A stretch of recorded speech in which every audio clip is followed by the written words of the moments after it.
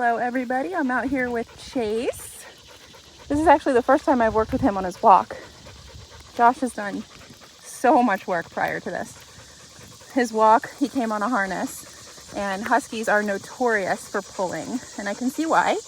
They're bred to be sled dogs. Harnesses are put around the chest, which is the strongest part of their body, and that way they can pull sleds. But when they're family dogs, obviously owners don't want to be dragged around. So we're teaching him a different way. Walking in heel. Heel is the universal command for a dog walking nicely next to you. It's done on the left side. And if you look down, imagine this invisible circle right next to your left knee. It should be to the left and slightly behind. This position is absolutely perfect. If his head moves out of that bubble, and it can only go in a few different directions. He can go too far forward, which is the most common. He can veer out too far to the left. He can start lagging behind, or he can go behind my legs. He can also go nose to the ground, which is another common one. So anytime his head leaves this invisible bubble, we want to let him know, hey, wrong choice, get back to heel. And we can do that by clicking the e-collar. If I could sit down with him over coffee and be like, hey buddy, when I walk you, I need you to walk nice. That way we can have more walks and it's not gonna be hurting me the whole time. I would do that and nobody would need a trainer. But instead, with dogs, we need to show them.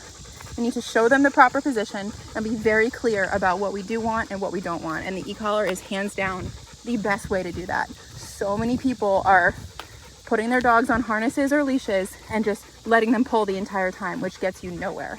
It just gets you a sore arm. So right now, I mean, he's literally doing so well. And if you notice, anytime he's in heel, I don't turn on the e-collar. It's only on when he's making a mistake. That makes it very clear to him. Now there's all sorts of things we can do. We can start doing moves. Good boy. And since he's taught to follow that left leg, he's gonna go wherever it goes because he's using that as his visual. If I stop, he stops, he looks up at me. If he wasn't paying attention, I would stop or slow down and there he goes because he's not paying attention. That would give you justification to click the e-collar and get him back to heel. Heel. Good job. Notice to get him in heel, you're tapping the tone, which is that noise, saying the word heel, and starting to walk. If I notice him getting too far ahead, which is probably the most common, what I can do is slow down a little bit. If I see his nose creep up, I click the e-collar and he comes back to heel. Right, like that, click, click again, and then it moves him for a little further back. See how that works? We're at a level 9, which is very mild, but it just lets him know, hey, I need you a little bit further back.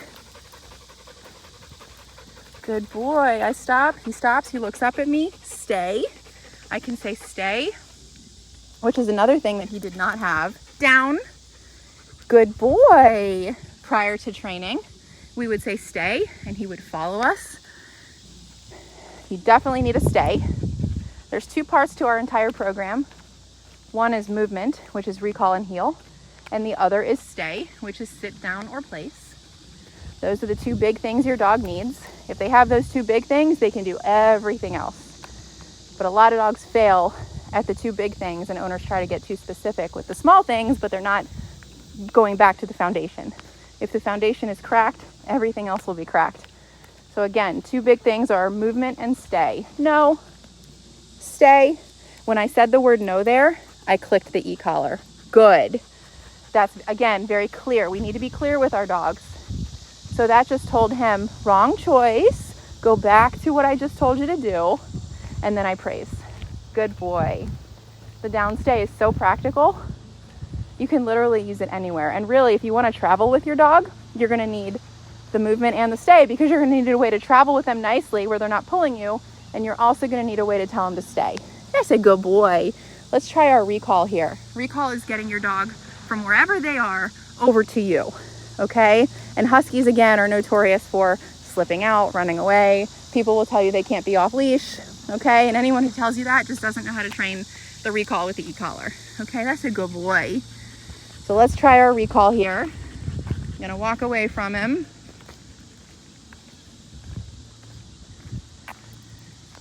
We're gonna use the tone. So it's gonna be C-O-M-E, paired with the tone.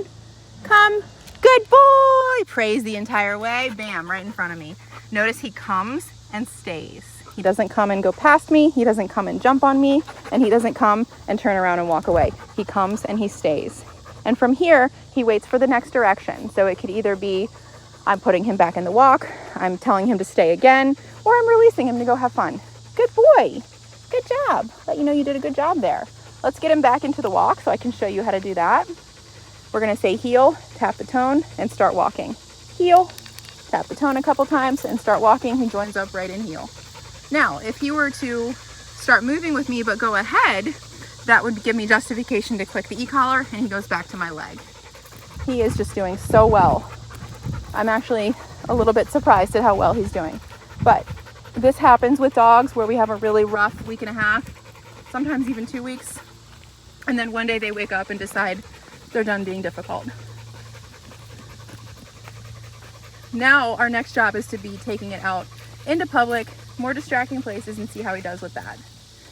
Okay, I'm gonna stop. He sits, he looks at me, good boy. I'm gonna see if I can get a DOWN on command.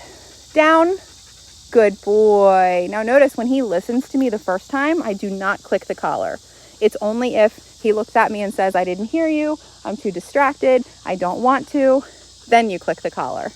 Good. Let's release him for some free time. No, stay.